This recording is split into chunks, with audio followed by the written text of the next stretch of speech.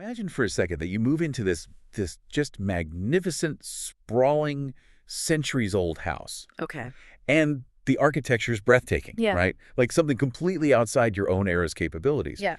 But you decide to settle in anyway. Right. You make it your own. Exactly. You, I don't know, fix up the roof. You pave a new pathway to the front door. Maybe you plaster over a few cracked walls. And then finally, you plant a shiny new mailbox out front with your name on it in big, bold letters. Yeah. Claiming the territory. Right. Now imagine that thousands of years from now, future archaeologists excavate that site. They dig through the layers of dirt. They find your old hardware store receipts in the yard. They find that mailbox with your name on it, and they immediately declare to the world, "We solved the mystery." This person whose name is on the mailbox built this entire architectural marvel from scratch. I mean, it is a massive leap of logic, and yet that is exactly how we've been taught to view one of the most significant monuments in human history. It really is. So welcome to a brand new deep dive, everybody. We are so thrilled you're here with us today. Yeah, thanks for joining us. If you are the kind of listener who, loves a true paradigm shift, if you're someone who has always felt a little unsatisfied with those neatly shrink-wrapped, perfectly tidy textbook answers you got back in elementary school, well, you are in the exact right place. Because today we're opening up an incredibly thought-provoking source text. It's a collection of extensive excerpts and research from a work titled Beyond the Fourth Dynasty, The Layered Genesis of Giza. And I love that title, Layered Genesis. But we should warn you right up front, the mission of this document is bold, like really bold. Oh, absolutely. It basically sets out to systematically, methodically dismantle the neat, conventional history of the Great Pyramid of Giza. Right, the stuff we all just accept as fact. Yeah, it replaces that tidy narrative with a radical yet highly evidence-based theory of what the author calls layered genesis. Layered Genesis. It's just a fantastic term. Because the core premise we're exploring today is going to challenge the foundational bedrock of ancient history. It really forces you to reevaluate everything. It does. We're going to look at architectural anomalies, cutting-edge geological studies, and textual evidence that all point to a singular kind of mind-bending conclusion, which is that the pharaoh Khufu didn't actually originate the Great Pyramid. Yeah, the evidence suggests he merely put his name on something far older and profoundly more complex. Which requires us, right off the bat, I think, to establish a critical analytical tone for this deep dive. Right, definitely. Because before we look at a single stone or, a single radiocarbon date, we have to deeply understand the fundamental difference between possession and creation. Okay, yes, possession versus creation. Let's dig into that. Well, possession is exactly what you described in your opening scenario with the house, is putting your name on a building, moving some stones around the perimeter, doing some maintenance, or, claiming a pre-existing sacred site as your own. Right, you're inhabiting it. You didn't invent it. Exactly. Creation, on the other hand, is originating the architecture and the underlying theology from virgin ground. It is the absolute genesis of the blueprint. Okay, let's unpack this. Because to really appreciate how radical this layered genesis theory is, we need to start with a baseline, the narrative that everyone already knows, right? The standard model. Right, the standard model. If you go to a museum right now, or if you open up literally any encyclopedia, you get the mainstream view, which our source notes is heavily championed by organizations like ARI, the Ancient Egypt Research Associates. Yes, the conventional view is stated very plainly by ARI, and I mean it is the consensus view of mainstream Egyptology. Archaeologists believe the large Egyptian pyramids belong exclusively to Old Kingdom society. The Fourth Dynasty. Exactly. Specifically, historical and archaeological analysis places the Giza pyramid construction span in a very, very tight window. Right around 2589 to 2504 BC. That is the established time frame for the Fourth Dynasty. That's Khufu's reign. And it's presented to the public as a closed case. Built by this guy in this specific window of time for this specific purpose. Done and dusted. Right. No further questions asked. But the text we are diving into today immediately subjects this airtight timeline to a massive stress test. And it uses the very scientific framework the mainstream relies on to do it. It starts with radiocarbon dating. Which is where the story immediately gets incredibly complicated. Right, because if I'm a casual observer, I would think radiocarbon dating would just lock the door and throw away the key on this debate. Like you test the pyramid, it says 2589 BC, boom, Khufu built it. You'd think so, yeah. But the source points out a major, often ignored issue called the radiocarbon scatter. So to understand the radiocarbon scatter, we first have to understand how you even date a stone pyramid in the first place. Because, well, you can't carbon date a rock. Right, obviously. Yeah, carbon-14 dating only works on organic material things that were once alive and took in carbon from the atmosphere. So what are they actually testing when they test the Great Pyramid? Are they testing the dirt underneath? No, they are testing the mortar. The ancient builders used a massive amount of gypsum mortar to set the core masonry blocks of the pyramid. Okay, so like the cement between the stones. Exactly. And to create that mortar, they had to bake gypsum rock at relatively high temperatures, which obviously required massive fires. Right. When the ashes from those fires got mixed into the wet mortar, tiny fragments of charcoal were trapped inside. Oh, wow. Okay, so thousands of years later, scientists can extract those tiny bits of charcoal from between the massive stone blocks and date the wood that was burned to make the mortar. Precisely. It's actually a very clever technique. So in 1984, an extensive radiocarbon dating project was carried out on the Giza Plateau, and the results sent shockwaves through the Egyptological community. What did they find? Well, ARA's own reporting shows that the radiocarbon dates taken from the site in 1984 averaged 374 years earlier than the expected textbook timeline. Wait, almost 4 centuries? Are you kidding? Yes.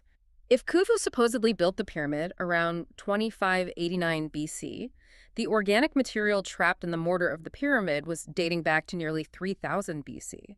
That is a massive, massive discrepancy. 400 years is a huge amount of time. I mean, to put that in perspective for you, the listener, 400 years ago, the Mayflower was landing at Plymouth Rock. That's a great comparison. Right. If we misdated a skyscraper in New York City by 400 years, we'd be saying it was built by pilgrims. How did the scientific community react to this? I mean, they must have freaked out. They realized they had a massive problem on their hands. So in 1995, they conducted another, even more rigorous round of testing, basically hoping to refine the dates and bring them closer to Khufu's reign. Did it work? Not really. The 1995 dates still tended to be 100 to 200 years older than the accepted Cambridge Ancient History dates. And for Khufu's Great Pyramid specifically, the 1995 radiocarbon dates were scattered across a margin of about 400 years. So wait, let me get this straight. If I'm a mainstream archaeologist, and my entire career, my published books, my university tenure, if all of that is built on the foundational idea that Khufu built this structure in a very specific, narrow window around 2589 BC, how do I explain a 400-year scatter that pushes the dates centuries into the pre-dynastic past? The standard patch for this, the way they essentially preserve the Khufu timeline, is what they call the Old Wood hypothesis. Okay, explain the Old Wood hypothesis. Yeah. Because on its face, just hearing the name, it sounds like an excuse. Well, the argument goes like this. Egypt is a desert, and timber is incredibly scarce. Therefore, the ancient builders must have been burning or utilizing very old, reused wood. So they were scavenging. Right. Perhaps they were recycling old ships, breaking down ancient scaffolding, or maybe harvesting trees that had been dead and sitting in the arid environment for centuries, using them for their daily fires and mortar preparation. Okay, so the logic is the wood they burned was already 400 years old on the day they burned it. So the carbon left behind dates much older than the actual construction day. Exactly. That is the mainstream explanation for the radiocarbon scatter. I mean, on one hand, I can see the practical logic of recycling wood in a desert. Sure. But as our source points out, leaning heavily on this old wood excuse actually proves the dissenter's point, doesn't it? How so? Because it proves that the material evidence itself is absolutely not a simple, neat, one rain time step. Oh, absolutely. That is the crux of the issue. The radiocarbon data does not definitively say Khufu originated this structure in 2589 BC. It says, here is organic material deeply embedded in the structure that spans hundreds of years, pushing centuries into the past. Right. The old wood theory is just an inference layered over the data to make the data fit the predetermined historical model. It's forcing the puzzle piece to fit by literally cutting off the edges. This raises an important question, doesn't it? Like, how often in history, and specifically in Egyptology, are we confusing the scientific reality with the historical model we are desperately trying to protect? All the time, it seems like. The scientific framework, the radiocarbon scatter itself, is actually fracturing the standard model from the inside out. It shows that the history of construction and activity at Giza is far messier and far more elongated than a single pharaoh's reign. Okay, but what about the written records? Because you know, whenever you bring up the idea that Khufu didn't build the pyramid, someone inevitably brings up the Mirror papyri as the ultimate counter-argument. Yes, the Diary of Mirror, This is considered the absolute crown jewel of the mainstream consensus right now. Right. So for those who might not be familiar, let's establish what these are, because the source text doesn't hide from them at all.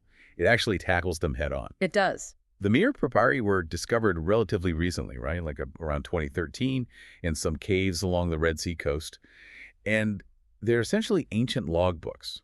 The text acknowledges them as very real, very authentic evidence of Khufu-era logistics. They are fascinating documents, truly. Mir was a middle-ranking official, a sort of inspector or foreman, and his logbooks document the daily activities of his boat crew. Like a daily diary. Yeah. They detail the movement of fine white limestone from the quarries at Tura across the Nile to the Giza Plateau.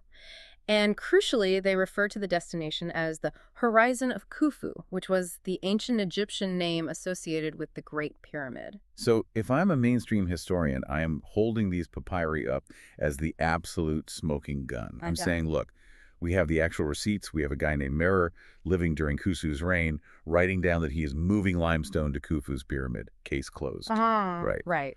So how on earth does the source push back against an actual contemporary logbook? The source pushes back by asking us to look at what the Merer papyri actually are, rather than what the mainstream wants them to be. Okay, what do you mean? Well, what do these logs actually describe? They describe logistics. They describe moving a specific type of stone fine white Tura limestone, which we know is used for the eider casing of monuments. They describe administrative duties, feeding the crew and navigating the river. It's essentially an administrative ledger, like an ancient spreadsheet. Exactly. What they are not is a construction manual from virgin ground. Oh, wow. Right.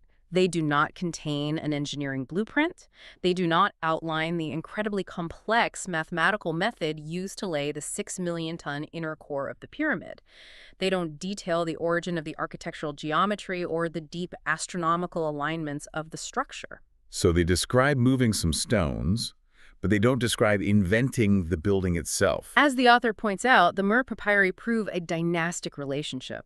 They prove a layer of intense activity. Mir and his crew were undeniably working at Giza under Khufu's authority, likely delivering casing stones to finish, repair, or clad the structure. They prove possession. Exactly. They prove possession. They do not prove first authorship. Which brings us right back to the Victorian house analogy I mentioned at the very beginning.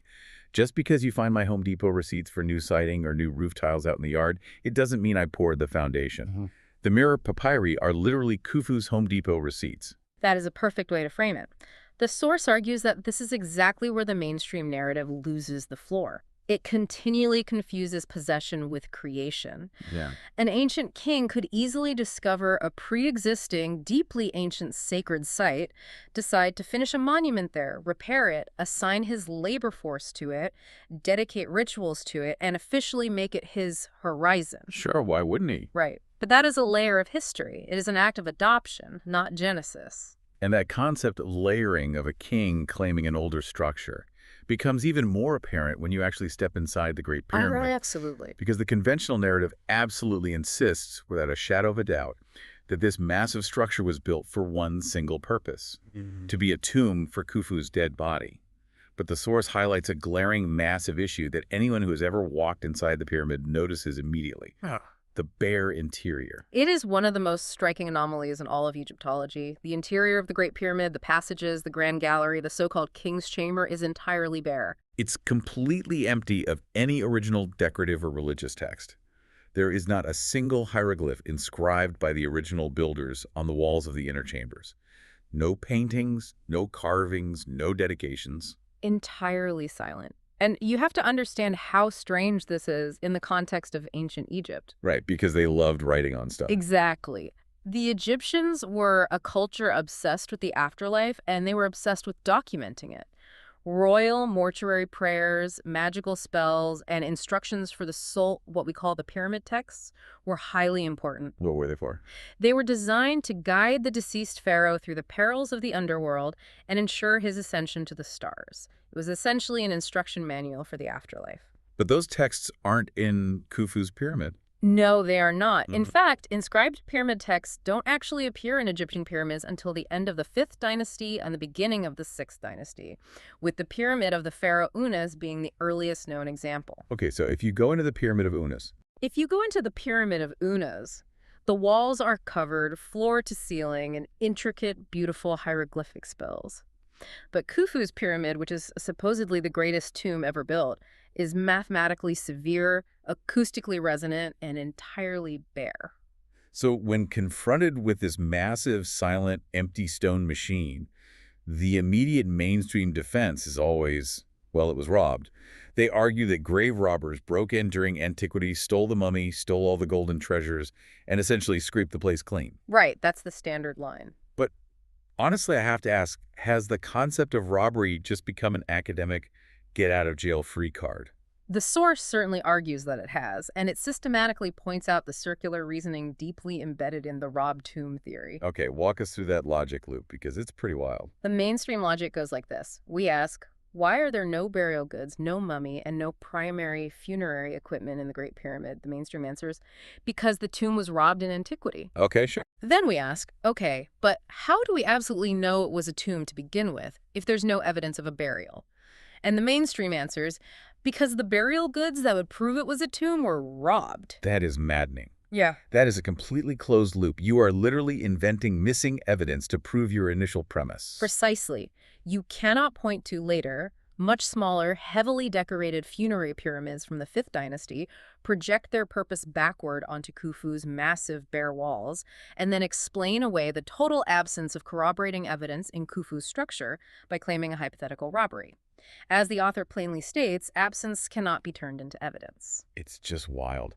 And the source makes a similar point about the exterior of the pyramid, too. Like, National Museum Scotland, along with many other institutions, notes that the Great Pyramid wasn't always a stepped mountain of rough tan blocks like we see today. No, it looks very different. Right. It once had a breathtaking, fine white limestone, casing likely the very stones Mir was delivering. It was polished so smoothly that it would gleam in the desert sun like a brilliant white beacon. And we know what happened to those stones.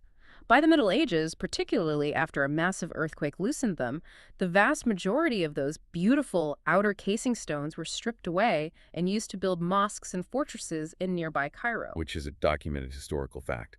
The pyramid was stripped of its outer layer by later generations. We know this. Yes, we do. But the author cautions us again about how we interpret loss. The fact that the casing stones were stripped much later in history does not in any way prove a dynastic robbery of an interior burial during the Old Kingdom. We have to be incredibly disciplined and stick to what the physical evidence actually says, not what we want it to say. Right. What actually exists is the stark bareness of the interior. What actually exists is the later historical loss of the casing stones. The story of a grand, dramatic tomb robbery during the Old Kingdom that supposedly emptied the pyramid of all its Khufu-era treasures is, at the end of the day, an inference. It is. It's a patch. It's a narrative bandage used to cover a gaping hole in the tomb theory. It is a profound failure of logic to treat a historical assumption as a primary witness. And this is really the pivot point of the source's argument. Yeah. Once we clear away these deeply entrenched assumptions, once we accept that Khufu's logistical activities likely represent a layer of possession rather than an origin of creation, and that the tomb narrative is largely inferred from an absence of evidence rather than a presence, we are forced to look at the monument itself with fresh, unconditioned eyes. Exactly. If we strip away Khufu entirely, what is the structure actually telling us? Which brings us to the architecture itself. And here's where it gets really interesting. Because if it's not just a giant silent tomb built from scratch by one guy in the 4th dynasty, what is it actually doing? Right. The text transitions us away from administrative history and papyrus logs, and it drops us right into the physical geometry of the monument.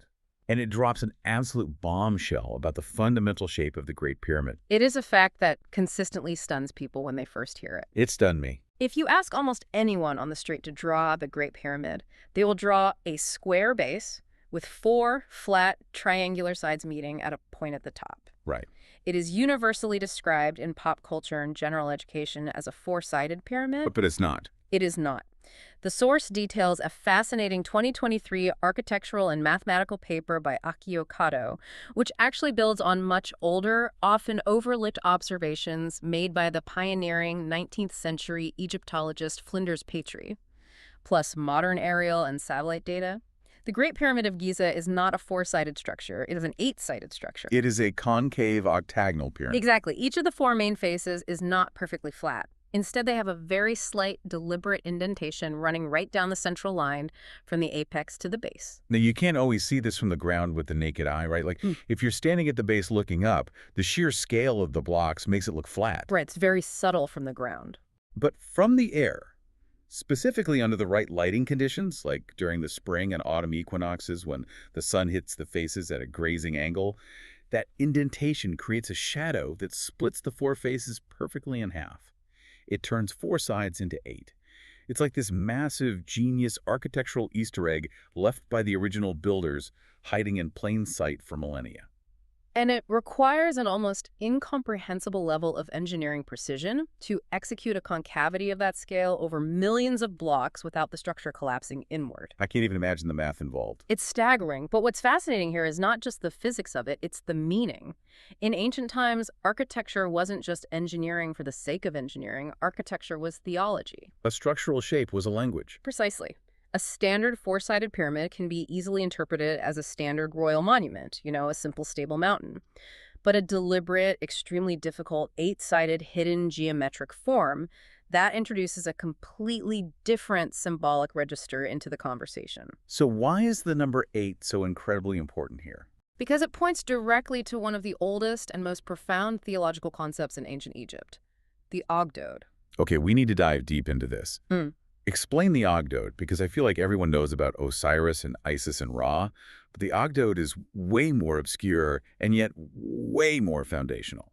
It is. So, in Egyptian theology, specifically the deeply ancient creation theology centered at the city of Hermopolis, the Ogdoad literally translates to the eight. The 8, okay. It is a pantheon, but not of human-like gods arguing with each other on a mountain. It represents the pre-creation cosmos. It is the personification of the raw, abstract conditions of the universe before the physical world existed, before there was light, and before the first primeval mound of Earth emerged to create life. It's essentially the ancient Egyptian theory of the universe before the Big Bang, like before existence itself. That is a very apt analogy, yeah. The source cites resources like Smart History and Britannica to explain the specific makeup of the Ogdoad. It consists of 4 male-female divine pairs, representing the fundamental chaotic forces of the primordial void. What are the forces? You have the pair representing water and its feminine counterpart. You have infinity, you have darkness, and you have hiddenness or invisibility. Water, infinity, darkness, hiddenness. It sounds like a description of deep space or the deep ocean. And that is exactly how they conceptualized it. Together, these 8 forces exist within a concept called none. None is not a god you pray to for a good harvest. None is the infinite, dark, primeval waters of chaos. So the Hermopolitan creation myth is that out of these dark, infinite, hidden waters of chaos, out of the interactions of the 8, the first primeval mound of solid earth arises. That first stable island is where creation begins. Yes. And the text is arguing that the Great Pyramid, with its highly guarded hidden 8 sides and its slightly indented rising geometry, is a literal physical architectural manifestation of that specific pre-creation theology. Yes. The geometry is speaking a very specific, deeply ancient theological language. It is speaking primordial architecture. It is speaking before creation architecture.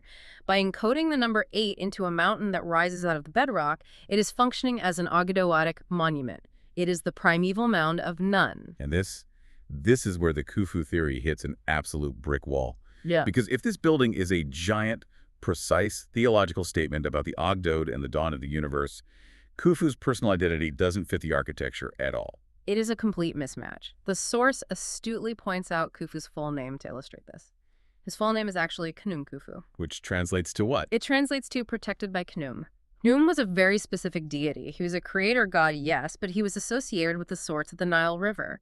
He is almost always depicted as a ram-headed deity who molded human children out of clay on a potter's wheel. He is a god of localized physical creation and fertility. So Khufu's patron god is Khnum, the potter god. Correct. Now, we have to ask ourselves, does a localized potter god like Khnum naturally explain a 6 million ton monument built around the hidden, 8-fold abstract geometry of the Ogdoad of Hermopolis? Not at all. It does not. Khnum explains the king's name. But the deeply ancient Ogdoad explains the physical, 8-fold grammar of the pyramid itself. It's like we're trying to shove a square peg into an octagonal hole, literally. As the author says, Khufu is symbolically too small for the pyramid. Exactly. The monument is operating on a vast, cosmic, primordial scale, representing the dawn of the universe itself. And the mainstream consensus is desperately trying to shrink this cosmic machine down to fit the personal, localized cultic identity of one guy who happened to rule during the Fourth Dynasty. The monument simply refuses that reduction. It is a brilliant way to frame the disconnect. The Khufu as origin theory forces us to completely ignore the actual language the stones are speaking. It asks us to look at a structure screaming 8 and primordial chaos and respond with, ah yes, Khum the potter. So we've established that the hidden geometry of the pyramid points inward to a deeply ancient primordial origin story centered around water and the first mound of Earth. Now, the text asks us to zoom out. Right, to the wider landscape. It asks us to look outward at the surrounding Giza Plateau. Does the physical environment, the very dirt and stone of Giza, support this older, layered timeline? And immediately, we run into the Great Sphinx and the water problem. This is where hard geology enters the chat and disrupts the historical timeline even further than the radiocarbon dating did. Bring on the geology. The text introduces a highly detailed geomorphological study of the Sphinx enclosure, conducted by Colin Reeder. Now, for those who haven't been to Egypt or might just be visualizing the Sphinx sitting on flat sand, that's not quite accurate. Oh, it's really not. The Sphinx sits down inside a carved-out enclosure. The ancient builders literally dug a trench down into the bedrock, carved the body of the Sphinx out of the central core of rock left behind, and so the Sphinx is surrounded by high limestone walls. Correct. And Reeder's geological study focuses specifically on the weathering and erosion features on those limestone enclosure walls. He didn't just look at the Sphinx itself, which has been repaired heavily over millennia. He looked at the raw bedrock walls surrounding it. And what did he find? His geological conclusion is that the erosion patterns, the deep vertical fissures and rounded degradation of the limestone strongly suggest the action of flowing water, specifically heavy rainfall runoff over an extended period. Wait, let me play devil's advocate here because I know what you're thinking if you're listening. Yeah. Egypt is a desert. It is the Sahara. It is famously arid. The pyramids are synonymous with sand. Right. If we were talking about heavy, sustained rainfall runoff causing massive geological erosion on limestone bedrock, we are talking about a vastly different climate era, right? We're not talking about a random rainy Tuesday in 2500 BC. You are exactly right. The climate in North Africa has changed dramatically over millennia. We know from paleoclimatology about periods like the African humid period when the Sahara was actually green and experienced heavy monsoonal rains. But that was way earlier, right? Yes. That period ended thousands of years before the Fourth Dynasty. To have sustained heavy rainfall runoff significant enough to carve those specific deep erosion profiles into the Sphinx enclosure walls, we have to push the timeline of the Sphinx's creation back, way back. Reeder's conclusion is that this extant water erosion indicates the excavation of the Sphinx enclosure may predate Khufu entirely. Which kicks the door to history wide open. Because if the Sphinx enclosure predates the Fourth Dynasty due to water erosion, then pre-Fourth Dynasty development at Giza isn't just a fringe alternative history theory, is a hard geological inference. If we connect this to the bigger picture, it utterly destroys the clean textbook compression of Giza's history. The mainstream model insists Fourth Dynasty, Khufu, tomb, Sphinx, done. It compresses the entire evolution of this incredibly complex sacred plateau into one brief dynastic window. Yeah. But the rocks themselves, the deep water weathering on the Sphinx enclosure, the 400-year radiocarbon scatter, and the pyramid mortar are screaming that this landscape is much, much older. So based on all of this mounting evidence, the radiocarbon anomalies, the possession versus creation logic, the 8-sided Ogdo geometry pointing to primeval water, and the actual physical water erosion on the Sphinx, the source proposes a totally new paradigm, the layered model of Giza. Yes. And it breaks down into a specific logical sequence. Yeah. Let's walk through it step by step, because I think this really pulls it all together. The layered model starts with layer 1, an older sacred landscape. Before any massive stones were cut, Giza was likely already recognized as a deeply significant naturally resonant site. Perhaps the natural bedrock formations already suggested the primeval mound to early hunter-gatherers or pre-dynastic peoples. Right. Then over time, we move to layer 2, the conceptualization of the primordial water or first mound architecture. The theology of the Hermopolitan Ogdo takes hold. The belief that a sacred structure must physically embody the mound rising from the chaotic waters of Nun. Which naturally leads to layer 3, the actual execution of the 8-fold Ogdoadic geometry. The breathtaking construction of the Great Pyramid itself, encoding the 8 into its hidden concave faces, building a literal astronomical geological machine to honor the pre-creation cosmos. Then we jump forward in time. Millennia, or perhaps centuries later, we get Layer 4, the later dynastic claim. The fourth dynasty arrives on the scene. The Egyptian state is centralizing. And this ushers in Layer 5, Khufu-era work and naming. This is where the mainstream evidence actually fits perfectly. Khufu adopts this ancient, awe-inspiring complex. He possesses it. He plants his mailbox. Exactly. He moves fine white limestone from Tura to repair it or clad it. He institutes a priesthood to maintain it. He paints his name on the administrative ledgers. And he absorbs this ancient marvel into his royal horizon. The Mera papyri document this exact layer. It makes perfect sense. And finally, Layer 6, the long decline. The later stripping of the beautiful casing stones after an earthquake, the reuse of those materials to build Cairo, the slow loss of the original cosmic memory. And the eventual interpretive compression by modern historians who dug up Khufu's receipts and collapsed all these magnificent layers down into the story of one single king building a tomb. This layered model is just so powerful and intellectually satisfying because it doesn't require us to throw out any evidence. It synthesizes it all. It really does. It doesn't require us to invent a convoluted old wood excuse to explain away radiocarbon dates, and it doesn't require us to invent missing hypothetical grave robbers to explain away a bare, silent room. The Khufu-only model shrinks the available evidence to fit the king. The layered model allows the monument to be exactly as ancient, complex, and profound as the physical and geological evidence actually demands. That's the beauty of it. Okay, so if Giza is this massive layered monument desperately holding on to older primordial origins, it raises a huge, unavoidable question about human memory. Like, are there other historical records where ancient Egyptian truths were misattributed, mistranslated, or layered over by later civilizations? Oh, absolutely. And the source text says emphatically yes. It takes us directly into one of the most famous, debated, and controversial stories in human history, Plato's account of Atlantis. Now, when people hear Atlantis, they immediately think of comic books or science fiction or a magical city sinking into the ocean with mermaids. Right. It's heavily mythologized. But it is crucial to understand how the source frames Plato's texts, specifically the dialogues known as the Timaeus and the Critias. The source argues that we must stop reading Atlantis as a random Greek fantasy or a moral allegory invented out of thin air by Plato. So what is it? We should read it as a genuine, albeit layered, historical memory carried through Egypt and transmitted to the Greek lawmaker, Solon. Solon is the key here. The story goes that Solon, this highly respected Athenian statesman, travels to Egypt. He goes to the city of Sais and speaks with the high Egyptian priests.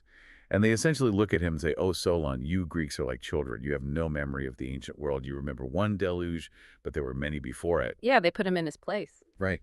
And they proceed to tell him this massive, sweeping historical account of a great civilization that existed thousands of years prior. But here is the critical part of the argument, which the source identifies as the translation layer. Yes, the translation layer is vital. In the Critias, Plato explicitly notes a detail that most people just gloss over completely. He writes that Solon, when hearing the story from the Egyptian priests, investigated the meanings of the Egyptian names and then translated those meanings into his own language, Greek. This is so incredibly important. The word Atlantis is a Greek word. Alice is a Greek titan. It is a Greek-facing translation of a concept. It is not necessarily the original Egyptian source name for this civilization. Exactly. I like to think of it conceptually. Just as Khufu is an administrative layer placed over the older architecture of Giza, the Greek word Atlantis is a linguistic layer placed over an older Egyptian historical memory. Translation, ownership, and naming do not equal first creation. Let me throw out another analogy to really lock this in because I think this is fascinating. Think about how names translate across vastly different cultures. It's like if an ancient Japanese historian wrote an extensive history about the United States, but he translated the name into Japanese. Okay. The Japanese word for the U.S. is Bakoku, which literally translates to rice country. Now imagine thousands of years from now, a future civilization finds this Japanese text. They might spend centuries exploring Asia, desperately looking for a magical lost empire made entirely of rice, completely missing the fact that the text was actually talking about a continent across the Pacific Ocean. They confused the translated word for the physical origin. That is a brilliant analogy, and it perfectly encapsulates the problem with Atlantis research. The memory originates somewhere deep in the past. It is held and preserved by the Egyptian priesthood. It is translated conceptually by Solon into Greek terms and finally written down by Plato. But then what happens? But instead of looking at the very specific, hard geographic markers that Plato actually provides in the text, modern mainstream historians try to shrink the story to fit a comfortable local narrative. Right. The mainstream consensus is almost universally, oh, Atlantis was just the island of Crete in the Mediterranean, the Minoan civilization. A volcano erupted at nearby Thera, a tsunami hit Crete, and Plato just exaggerated the timeline and the size to make a good point.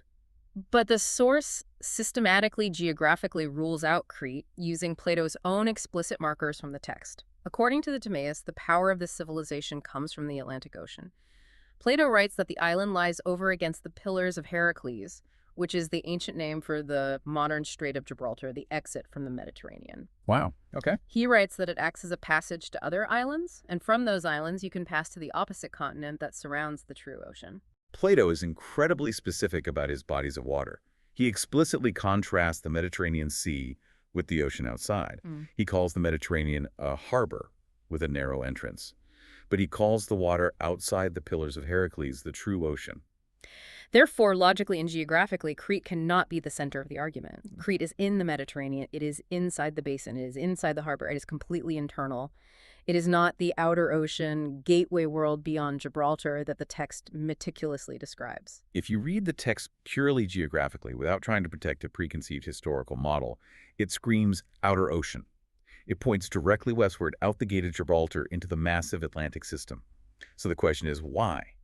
Why are modern historians so incredibly quick to shrink the Atlantis story to fit a local Aegean island like Crete, ignoring the text itself? Because it is the exact same psychological pattern of reductionism we saw at Giza. The expert consensus relies on comfortable compression. It's just easier for them. Exactly. Dissenters try to reduce the majesty of Giza to Khufu's brief reign because dealing with a primordial pre-dynastic genesis that requires massive climate shifts is deeply disruptive to the timeline of human civilization.